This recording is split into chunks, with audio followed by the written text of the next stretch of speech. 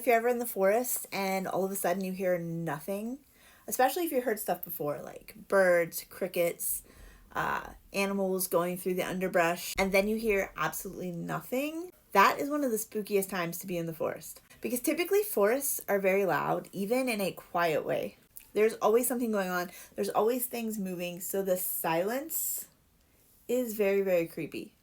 And that silence can be associated with mimics. If there is a mimic in the area, it's almost as if time stops. Everything slows down. Everything becomes very, very quiet. It's also one of those moments where you get goosebumps, like something is just not quite right, even if you can't put your finger on it.